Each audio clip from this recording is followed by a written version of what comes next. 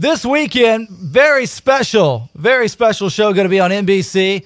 And I know there are a lot of WWE fans, and this one is one of the biggest shows of the year for them.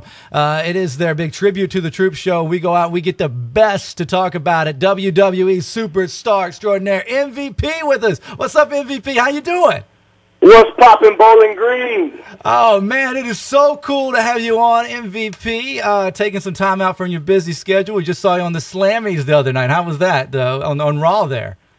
It was pretty cool, man. We had Dennis Miller as our guest host, who you never know what you're going to get with him, and some surprises there for the Slammy. So it was a good time, as always, man. Monday Night Raw is always a good time. Well, this is the time of year, when you guys at the WWE really start giving back to the communities and back to the audience out there, the fans, I know, which is so crucial to you. And real quick, right off the bat, this Saturday night, man, the tribute to the Troops on NBC this year, right?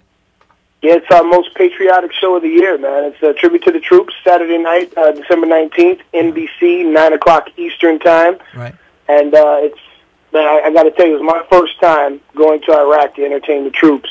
And I hope to be able to go back as often as necessary until our boys and girls come back home. It was just such a sobering experience, and it really puts life in perspective. Wow, I don't want to give away too much from the show, but can you just share a real quick story, maybe from when you first got over there? I mean, because it's a whole other world. I mean, it's got to be. It is, literally. I mean, I say all the time, what reason, except to go for tribute to the troops? Why would anybody ever go to Iraq? Yeah, exactly. Yeah. What reason would you have to go there? Yeah. And so for our servicemen and women, they're there, for a good cause, and we went for them. And it's amazing because you're out there. We're out there on the military bases with them. We're staying in the barracks with them, and we're experiencing life as they experience it on a day-to-day basis there on the base. And to be able to interact with the servicemen and women and talk to them, and because when you watch on television from the comfort of your home in the living room, unless you're personally affected by it, unless you personally have a friend or family member that's serving, they're just nameless faces on the news. But when you have an opportunity to meet some of these people and hear about their personal experiences in country, as they say, or to hear them talk about their family members at home, and it's very touching, man. It's overwhelming at times. WWE Superstar MVP with us on the Tony Rose Mornign Show. And, of course, speaking of touching, your story to where you are today, mega superstar in the WWE, is one of inspiration as well, and setbacks along the way, and you keep overcoming them each and every time. Can you share a little bit of your personal story with us real quick, too? Because I tell you, for anybody out there, whether you're a wrestling fan or not, I mean, this is a book waiting to happen, man. Yeah, eventually we'll put it in print. Reader's Digest version. I grew up in Miami, and single parent family, and my dad was around, but I just chose the streets, made some bad decisions, and I always place emphasis on the fact that I didn't make any mistakes because I knew what the consequences were for my actions. I chose to do them, so I made some bad decisions. Right. And at the age of 16, I found myself facing life in prison for armed robbery and armed kidnapping. And I ended up serving 9.5 years in prison from 16 to 26. Wow.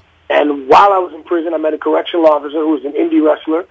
And actually, I was in work release. I was soon to be released. And we used to talk about wrestling, and he offered to train me when I got out. And that began my journey. I spent about 5.5 years on the independents and driving 500 miles for a hot dog and a handshake just to learn my craft. And finally got an opportunity